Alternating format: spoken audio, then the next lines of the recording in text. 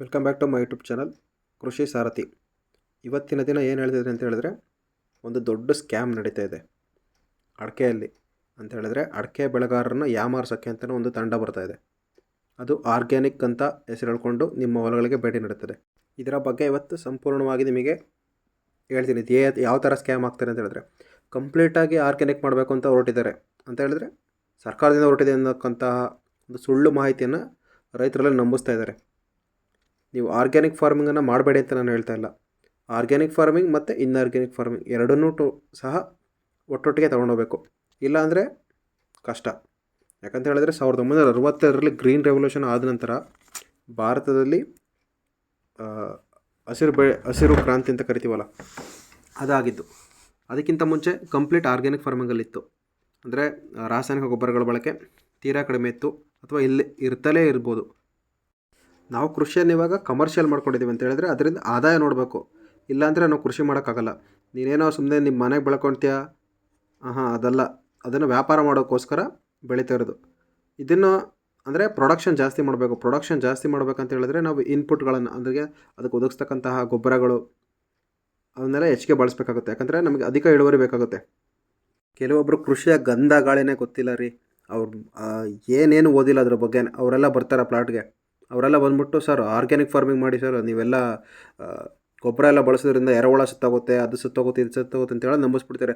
ಏನೋ ಗೊಬ್ಬರಗಳನ್ನು ಬೇರೆ ಗ್ರಹದಿಂದ ತಗೊಬಂದು ಆಗ್ತಿರೋ ಥರ ಹೇಳ್ತಿದ್ದಾರೆ ಇತ್ತೀಚೆಗೆ. ಆಮೇಲೆ ಇನ್ನೊಂದು ಹೇಳ್ತಾರೆ, ಬೇಸಾಯ ಮಾಡಬಾರ್ದು ಅಡಿಕೆ ಗಿಡದಲ್ಲಿ. ಯಾರು ಹೇಳಿದ್ದು ಬೇಸಾಯ ಮಾಡಬಾರ್ದು ಅಡಿಕೆ ಗಿಡದಲ್ಲಿ ಅಂತ? ಡೀಪ್ ಟಿಲ್ಲೇಜ್ ಮಾಡಬಾರ್ದು, ಅಂದರೆ ಆಳವಾಗಿ ಉಳುಮೆ ಮಾಡಬಾರ್ದು. ಮೇಲ್ಗಡೆ ಇರ್ತಕ್ಕಂತಹ ಕೆಲವೊಂದು ಲೇಯರ್ಗಳಿರ್ತೈತೆ. ಆ ಲೇಯರ್ ಜಸ್ಟ್ ಮೇಲ್ಗಡೆ ಉಳುಮೆ ಮಾಡಿದ್ರೆ ಸಾಕು. ಏರೇಷನ್ ಆಗಬೇಕು ಬೇರಿಗೆ, ಗಾಳಿ ಆಡಬೇಕು ಬೇರಿಗೆ. ಇಲ್ಲಾಂದರೆ ಯಾವ ಥರ ಉಸಿರಾಡುತ್ತೆ? ಅದಕ್ಕೆ ಇತ್ತೀಚಿನ ದಿನಗಳಲ್ಲಿ ಈ ಥರ ಮಾತುಗಳೆಲ್ಲ ಕೇಳಿಬಿಟ್ಟು ರೈತರುಗಳು ಉಳುಮೆ ಮಾಡೋದೇ ಬಿಟ್ಬಿಟ್ಟು ಇಡಿಮುಂಡಿಗೆ, ಆಮೇಲೆ ಕ್ರೌನ್ ಚೋಕಿಂಗ್ ಅಂತ ಕರಿತೀವಿ ಅದು, ಆಮೇಲೆ ಅನೇಕ ರೋಗಗಳಿಗೆ ತುತ್ತಾಗ್ತದೆ. ಯಾಕಂತ ಹೇಳಿದ್ರೆ ಆ ಕಳೆನ ಹಂಗೆ ಬಿಡ್ತಾರೆ. ಕಳೆನ ಹಂಗೆ ಬಿಡೋದ್ರಿಂದ ಆಲ್ಟರ್ನೇಟ್ ಹೋಸ್ಟ್ ಆಗಿ ಆ ಕಳೆ, ಅಂದರೆ ರೋಗಾಣುಗಳಿಗೆ ಆಲ್ಟರ್ನೇಟ್ ಹೋಸ್ಟ್ ಅಂತ ಕರಿತೀವಿ ಇಂಗ್ಲೀಷಲ್ಲಿ. ಅಂದರೆ ಇನ್ನೊಂದು ಮನೆ ಇದ್ದಾಗೆ ಅಲ್ಲಿ ಬಂದು ವಾಸ ಮಾಡುತ್ತೆ ಆ ರೋಗಾಣು. ಯಾವ ಥರ ಕಂಟ್ರೋಲ್ ಬರುತ್ತೆ ಅದು? ಉಳುಮೆ ಮಾಡಬೇಕು. ಉಳುಮೆ ಮಾಡೋದ್ರಿಂದ ಏನಾಗುತ್ತೆ ಅಂತ ಹೇಳಿದ್ರೆ ಆ ನೆಲ ಬಿಸಿಲಿಗೆ ಎಕ್ಸ್ಪೋಸ್ ಆಗುತ್ತೆ. ಬಿಸಿಲಿಗೆ ಎಕ್ಸ್ಪೋಸ್ ಆಗೋದ್ರಿಂದ ರೋಗಾಣುಗಳು ಮತ್ತು ಕೀಟಗಳ ಮೊಟ್ಟೆಗಳು ಎಲ್ಲ ಸತ್ತೋಗುತ್ತೆ. ಅದನ್ನು ಬಿಟ್ಬಿಡ್ತಾರೆ. ಉಳುಮೆ ಮಾಡಬಾರ್ದು, ಉಳುಮೆ ಮಾಡಿದ್ರೆ ಭೂಮಿ ಎಲ್ಲ ಹಾಳಾಗೋಗ್ಬಿಡುತ್ತೆ, ಉಳುಮೆ ಮಾಡಿಬಿಡಿ ನೀವು ಅಂತೇಳಿ ಬಂದು ಹೇಳ್ತಾರೆ. ಅಯ್ಯಪ್ಪ, ಅದು ಹೆಂಗೆ ನಂಬ್ತಾರೋ ಏನೋ ರೈತರುಗಳು. ಆಮೇಲೆ BSc MSc, ಆ BSc MScಯಲ್ಲಿ ಅಗ್ರಿಕಲ್ಚರ್ ಹೆಂಗೆ ಬರುತ್ತೆ ಸರ್? ಅದು ಗೊತ್ತಿಲ್ಲ. ಅವ್ರು ಎಂಟಮಾಲಜಿ ಓದಿರ್ತಾರ, ಪೆಥಾಲಜಿ ಓದಿರ್ತಾರ, ಸೀಡ್ ಸೈನ್ಸ್ ಓದಿರ್ತಾರ, ಡಿಸೀಸ್ ಬಗ್ಗೆ ಗೊತ್ತಿರುತ್ತಾ, ಕ್ರಾಪ್ ಸೈಕಲ್ ಬಗ್ಗೆ ಗೊತ್ತಿರುತ್ತಾ? ಏನು ಗೊತ್ತಿರಲ್ಲ. ಅದು ಹೆಂಗೆ ಅಡ್ವೈಸ್ ಮಾಡ್ತಾರೆ ಅವರೆಲ್ಲ?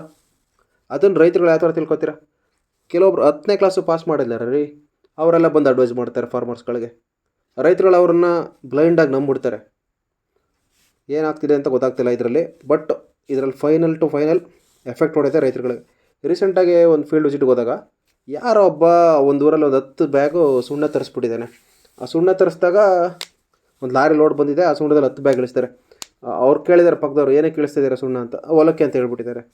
ಇರೋ ಬರೋ ಊರರೆಲ್ಲ ಹಾಕ್ಬಿಟ್ಟಿದ್ದಾರೆ ಸುಣ್ಣ. ಅದನ್ನು ಒಂದು ಲಾರಿ ಲೋಡ್ ಫುಲ್ಲು ಖಾಲಿ ಅಡಿಕೆ ತೋಟಕ್ಕೆ. ಏನಕ್ಕೆ ಹಾಕ್ಬೇಕು ಸುಣ್ಣ? ಅದೇ ಗೊತ್ತಿಲ್ಲ ಬೇಸಿಕ್ಕು. ಅವನು ಹಾಕ್ತಾ, ಪಕ್ಕದವ್ರು ಹಾಕ್ತರು, ನಾವು ಹಾಕಬೇಕು. ಆ ಸುಣ್ಣ ಹಾಕೋದ್ರಿಂದ ಇನ್ ಕೇಸ್ ನೀವು ತಿಳ್ಕೊಳ್ಳಿ, ಅದೇನಾದರೂ ಅಲ್ಕಲೈನ್ ಇತ್ತು ಅಂತ ಹೇಳಿದ್ರೆ, ಅಂದರೆ pH 7ಗಿಂತ ಜಾಸ್ತಿ ಇತ್ತು ಅಂತ ಹೇಳಿದ್ರೆ, ಸುಣ್ಣ ಹಾಕಿರೋ ಪ್ಲಾಟ್ಗಳು ಏನೇನಿದೆ 3 ರಿಂದ 4 ವರ್ಷ ಇಳುವರಿ ಬರಲ್ಲ. ಅವು ರಿಕವರಿ ಮಾಡೋದಕ್ಕೆ ಟೈಮ್ ಬೇಕಾಗುತ್ತೆ. ಇವಾಗ ಸ್ಕ್ಯಾಮಿಗೆ ಬರೋಣ. ಸ್ಕ್ಯಾಮ್ ಅಂತ ಹೇಳಿದ್ರೆ, ಇವಾಗ ನೋಡಿ, ಒಂದು ಪ್ಲಾಟಿಗೆ ಬರ್ತಾರೆ, ಸರ್ಕಾರದಿಂದ ಸಬ್ಸಿಡಿ ಇದೆ ನಿಮಗೆ, ಒಂದು ಗೊಬ್ಬರ ಚೀಲ ತೊಗೊಂಡ್ರೆ ಇನ್ನೊಂದು ಗೊಬ್ಬರ ಚೀಲ ಫ್ರೀ. ಆಮೇಲೆ ಅದ್ರ ಜೊತೆ ಬಾಂಡ್ಲಿ ಕೊಡ್ತಾರೆ, ಗುದ್ಲಿ ಕೊಡ್ತಾರೆ, ಆಮೇಲೆ ಪಿಕಾಸಿ ಕೊಡ್ತಾರೆ. ಇದೆಲ್ಲ ಸರ್ಕಾರದಿಂದ ಬರುತ್ತೆ ಅಂತೇಳಿ ನಂಬಿಸ್ಬಿಡ್ತಾರೆ. ಫಾರ್ ಎಕ್ಸಾಂಪಲ್, ಇವಾಗ ಉದಾಹರಣೆ ತೊಗೊಳ್ಳಿ, ನಿಮ್ಮ ಊರಲ್ಲೇ ನಿಮಗೆ ಬೇಕಾಗಿರ್ತಕ್ಕಂಥ ಕೊಟ್ಟಿಗೆ ಗೊಬ್ಬರ ಎಷ್ಟು ಅವೈಲಬಿಲಿಟಿ ಇದೆ? ಸಿಗುತ್ತಾ ನಿಮಗೆ ಬೇಕಾಗಿರೋಷ್ಟು ಕೊಟ್ಟಿಗೆ ಗೊಬ್ಬರ? ಎಲ್ಲರಿಗೂ ಸಿಗುತ್ತಾ? ಒಂದು ಊರಲ್ಲಿ, ಈ ಕಡೆ ನಮ್ಮ ಚನ್ನಗಿರಿ ದಾವಣಗೆರೆ ಸೈಡ್ ನೋಡಿದ್ರೆ ಪ್ರತಿ ಊರಲ್ಲೂ ಅಡಿಕೆ ತೋಟ ಇದೆ. ಅವರಿಗೆಲ್ಲ ಅಡಿಕೆ ತೋಟದಲ್ಲಿ ಹಾಕಬೇಕಾಗೋಷ್ಟು ಕೊಟ್ಟಿಗೆ ಗೊಬ್ಬರ ಸಿಗುತ್ತಾ ಆ ಊರಲ್ಲಿ? ಅದನ್ನು ಯೋಚನೆ ಮಾಡಿ. ಅದನ್ನು ಬಿಟ್ಬಿಟ್ಟು ಇವರು ಕಾಂಪೋಸ್ಟ್ ಅಂತ ತಗೊಬರ್ತಾರೆ. ಈ ಕಾಂಪೋಸ್ಟಲ್ಲಿ ನಿಜವಾಗ್ಲೂ ಅದರಲ್ಲಿ ಟೆಸ್ಟಿಂಗ್ ಸ್ಯಾಂಪಲ್ ಆಗಿರುತ್ತಾ? ಆ ಸ್ಯಾಂಪಲ್ ಕಲೆಕ್ಷನ್ ಮಾಡ್ಕೊಂಡಿರ್ತಾರೆ, ಅದು ಅಧಿಕೃತವಾಗಿ ಮಾರಾಟ ಮಾಡ್ತಾಯಿದ್ದಾರೆ ಅದನ್ನು ಏನು ಯೋಚನೆ ಮಾಡಲ್ಲ ಸರ್. ಸುಮ್ಮನೆ ಪಕ್ಕದವ್ರು ತೊಗೊಳೋದು. ಎರೆಮಣ್ಣು ಹಾಕ್ಕೊಂಡು ಅದಕ್ಕೆ ಸ್ವಲ್ಪ ಈ ಹ್ಯೂಮಿಕ್ ಆ್ಯಸಿಡ್ ಫಲ್ವಿಕ್ ಆ್ಯಸಿಡ್ ಬರುತ್ತೆ, ಅದನ್ನು ಮೆತ್ಕೊಂಬಂದು ಸುಮ್ಮನೆ ಮಾರ್ತಾಯಿದ್ದಾರೆ. ಅದನ್ನೆಲ್ಲ ತೊಗೊಂಡು ಯೂಸ್ ಮಾಡ್ತಿದ್ದಾರೆ ರೈತರುಗಳು. ಅದ್ರ ಬಗ್ಗೆನೂ ಸ್ವಲ್ಪ ಗೊತ್ತೇ ಆಗ್ತಾಯಿಲ್ಲ. ಕಾಂಪೋಸ್ಟ್ ಮಾಡೋಕ್ಕೆ ಮಿನಿಮಮ್ 6 ತಿಂಗಳಾದರೂ ಬೇಕು. ಬಟ್ ಅಷ್ಟೊಂದು ಅವೈಲಬಿಲಿಟಿ ಎಲ್ಲಿಂದ ತರ್ತಾರೆ ಅವರೆಲ್ಲ?